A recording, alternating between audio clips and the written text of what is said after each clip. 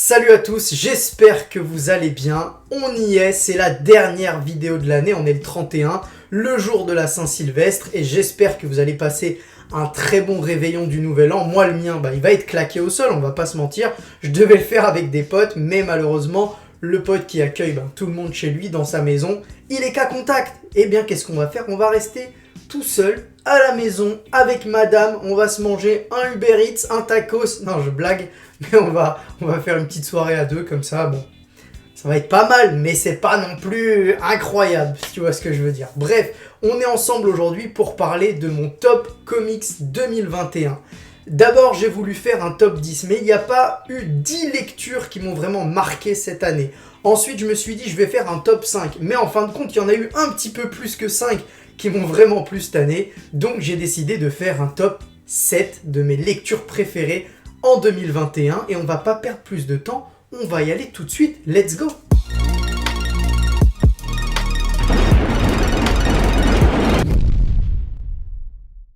Pour commencer, on va bien évidemment démarrer par la place numéro 7. Et à cette 7ème place, on retrouve Strange Academy tome 1. J'ai choisi le tome 1 parce que c'est le début de la série, mais j'aurais très bien pu y ajouter le tome 2 puisque c'est tout aussi bon.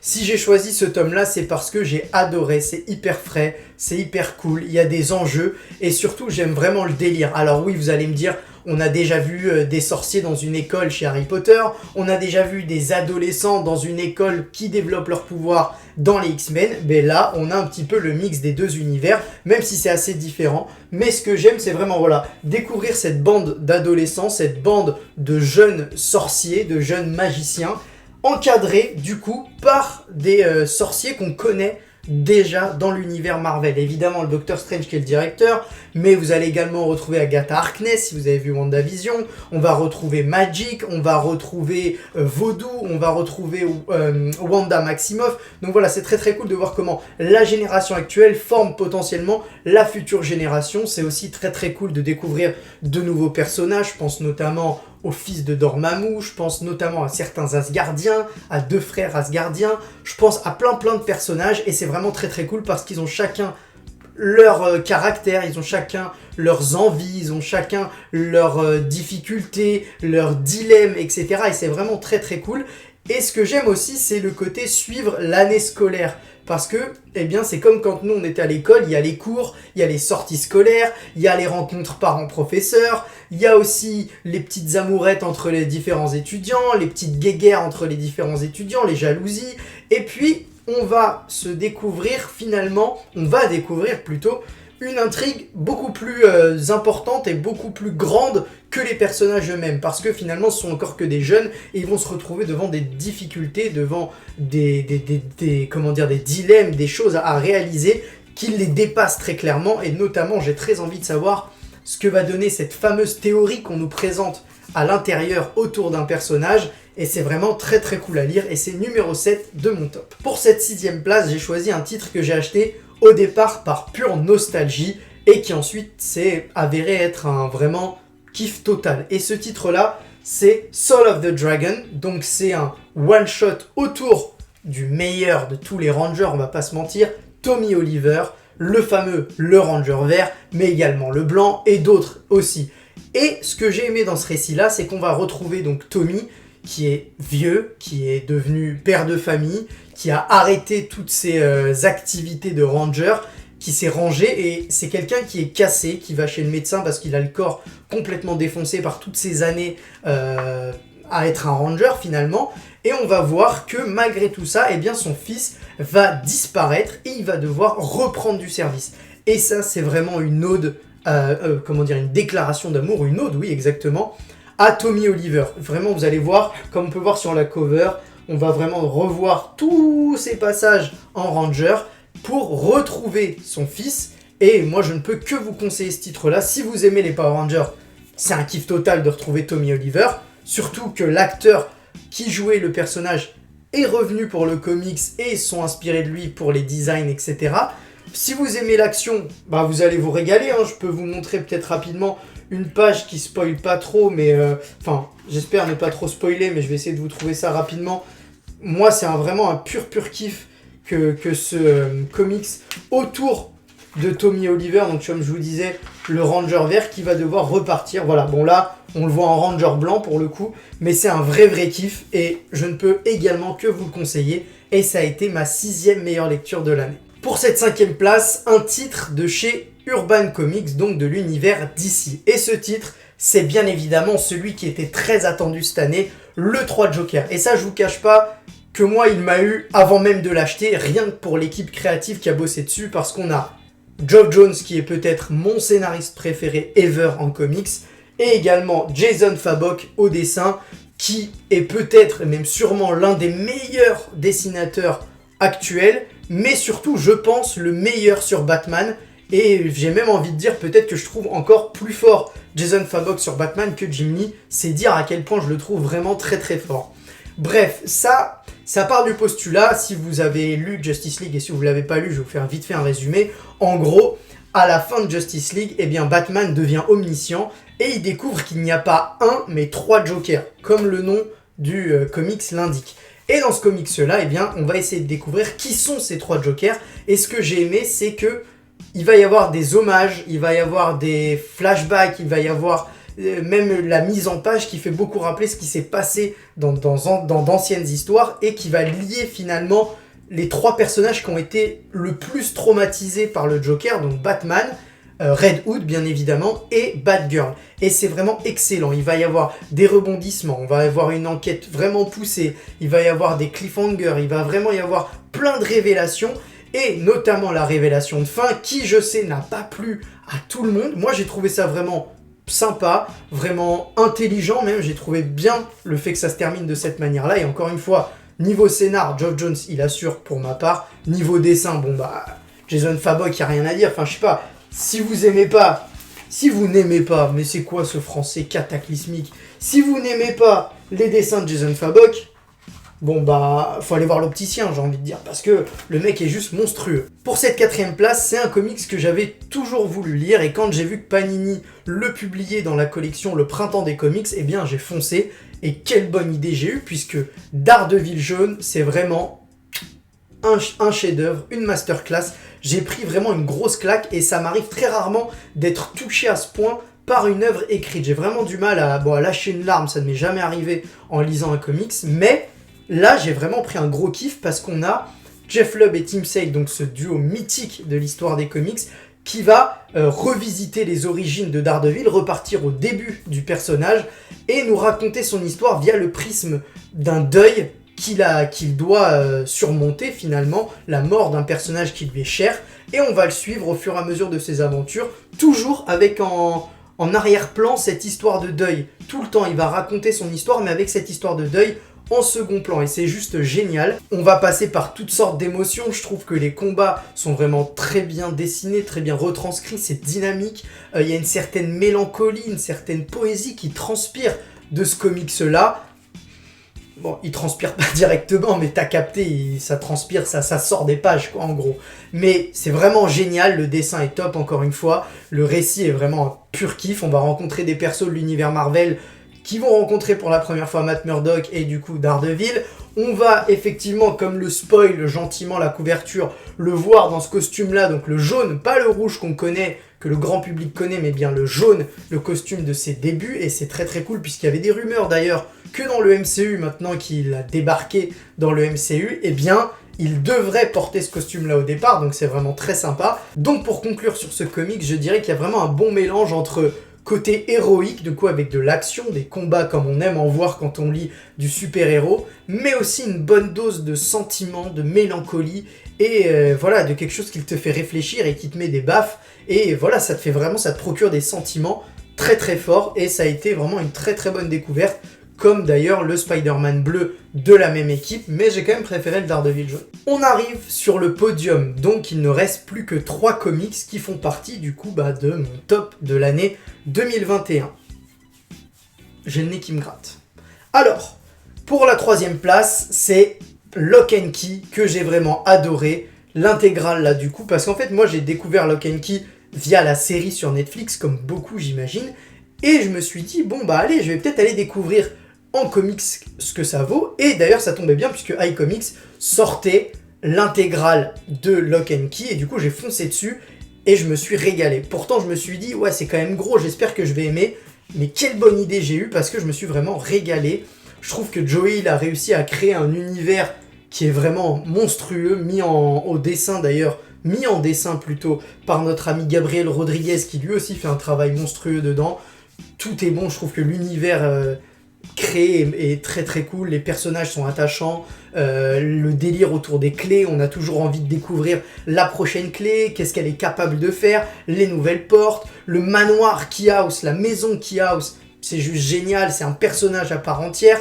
Comme je disais encore une fois, on a peur pour les persos, on s'y attache vraiment, la menace est vraiment menaçante, c'est vraiment un comics qui par moments est assez gore entre guillemets, assez violent, en tout cas brut. Ça te met vraiment des droites, tu sens les coups quand ils sont portés. Et encore une fois, moi j'avais envie à chaque page de continuer parce que je me disais, mais attends, est-ce qu'ils vont découvrir une nouvelle clé? Qu'est-ce qu'elle est capable de faire? Mais là ils sont dans la merde. Est-ce qu'ils vont réussir à trouver du coup une clé qui va les sauver? Mais aussi on va découvrir les origines de Keyhouse, les origines des clés, comment on en est arrivé là, pourquoi on en est arrivé là, pourquoi des personnes en veulent à la famille Locke. Et pourquoi la famille Locke a vécu un drame, et notamment le père de la famille qui, lorsqu'on en parle et qu'on fait référence grâce à des flashbacks, etc., je pense notamment à une scène à la fin qui est très très cool avec le père et son fils, qui moi m'a vraiment touché et que j'ai vraiment apprécié. Vraiment, il y a de très bonnes idées là-dedans, j'ai pas ressenti de ventre mou, peut-être aller 1 ou 2 numéros, mais c'était vraiment une lecture très très cool. Je sais même pas en combien de temps je l'ai lu, mais je l'ai dévoré. Je me disais, oh là là, ça va être long, etc. Mais non, pas du tout, je l'ai vraiment dévoré.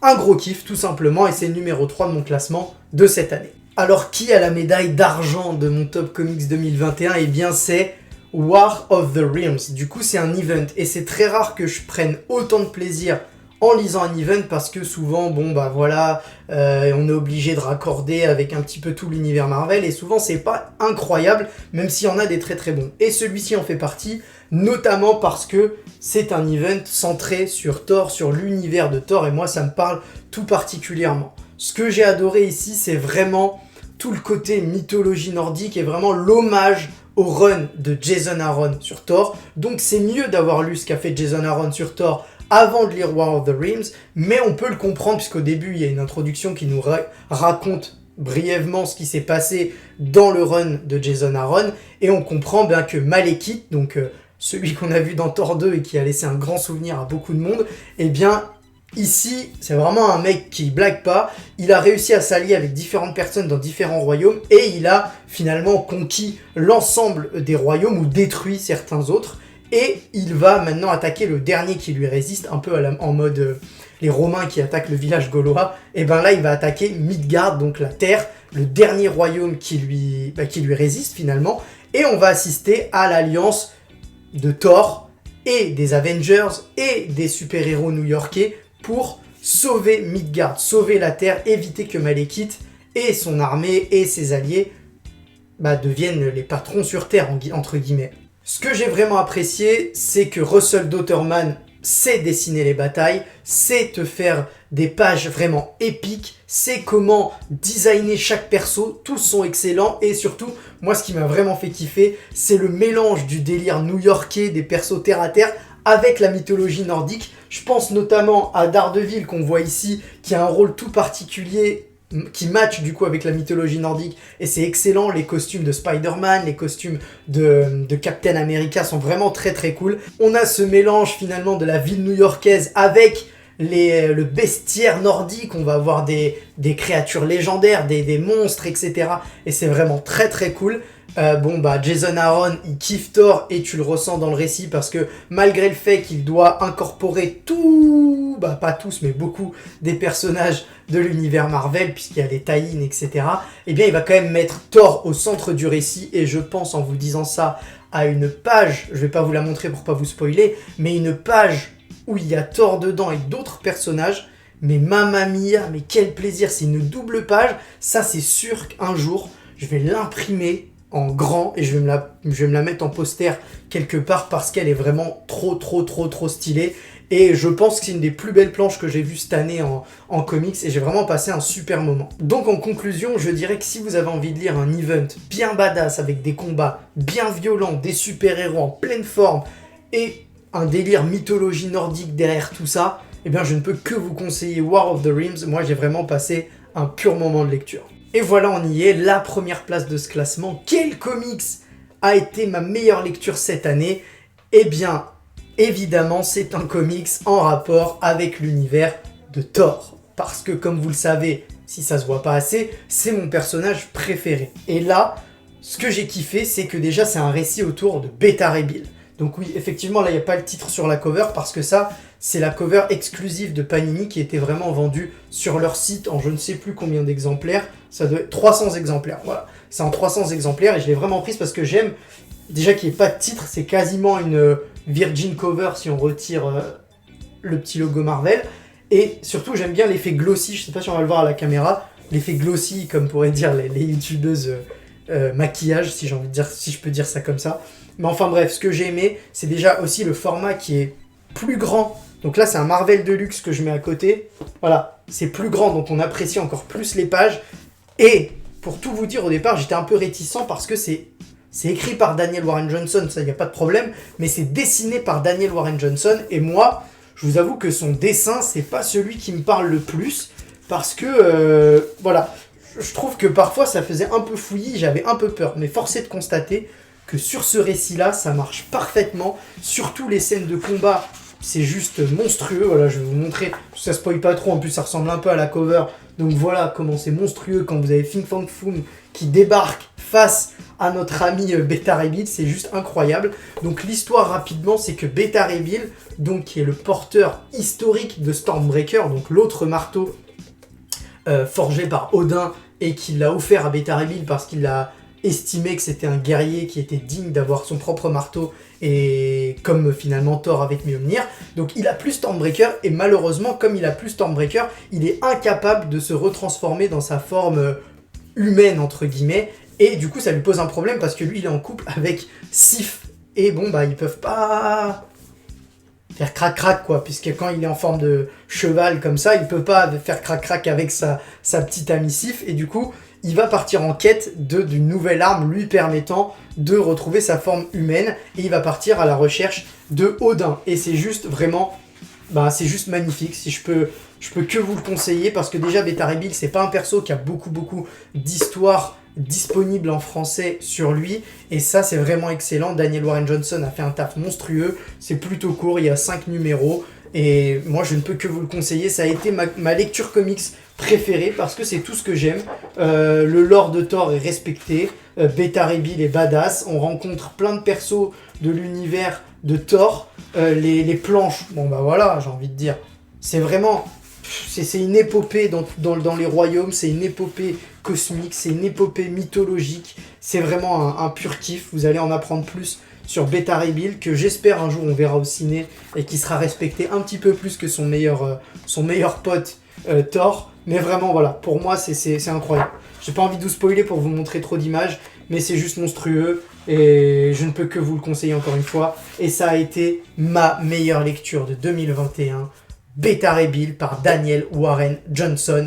Bravo poto. Voilà, on est arrivé au terme de mon top 7 de mes lectures comics 2021. N'hésitez pas à me dire en commentaire si vous êtes d'accord avec mon classement. Donnez-moi le vôtre. D'ailleurs, peut-être pas votre top 10, mais votre top 5, votre top 3, ou alors votre meilleure lecture de l'année. N'hésitez pas à me le dire du coup en commentaire. Si t'as aimé la vidéo, like, partage, abonne-toi, surtout mon ami, abonne-toi. Et il me reste plus qu'à te souhaiter un bon réveillon, et on se retrouve très vite dès le début de l'année 2022 pour encore plein de contenus, que ce soit MCU, Star Wars, comics, plein de trucs. Voilà, passe une bonne journée ou une bonne soirée. Ciao!